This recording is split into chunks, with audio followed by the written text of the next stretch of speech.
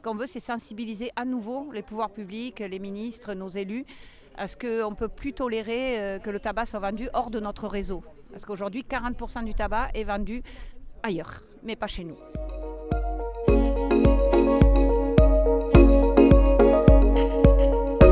Alors on est d'accord pour une politique de santé publique, je le dis toujours, mais il faut qu'elle soit équitable. Donc on met les prix à 13 € le paquet partout, et là on est d'accord. Nous on ne veut plus que les prix augmentent tant qu'il n'y aura pas une harmonisation.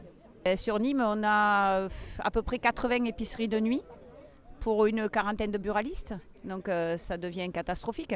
On est ici aujourd'hui symboliquement parce que la rue Vincent Fayta est gangrénée d'épiceries de nuit et pas que cette rue. On aurait pu aller n'importe où sur Nîmes aujourd'hui.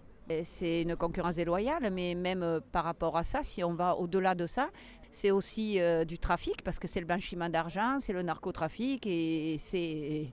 Voilà, donc ça aussi, il faut que l'État travaille à ça. Il faut la sécurité des citoyens. Eh bien, écoutez, on travaille au même titre que la police nationale. La police municipale et la police nationale travaillent de concert.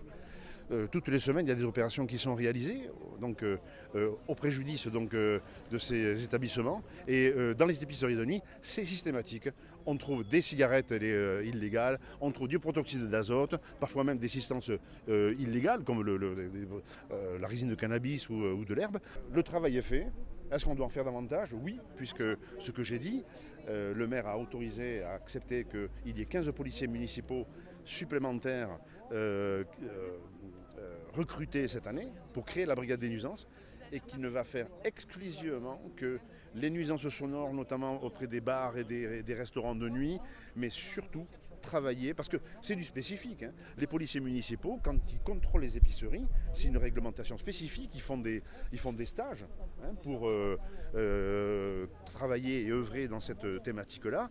C'est quelque chose de spécifique. Donc là-dessus, nos policiers seront vraiment spécialisés là-dessus. C'est une concurrence plus que déloyale puisque eux ne payent aucune taxe, aucun frais, pas d'impôt, rien du tout. C'est du 100% bénéfice, un paquet qu'ils achètent dans les pays du Maghreb ou dans les pays de l'Est. Aujourd'hui, un paquet qu'ils achètent eux entre 50 et 80 centimes est revendu aujourd'hui entre 6 et 8 €.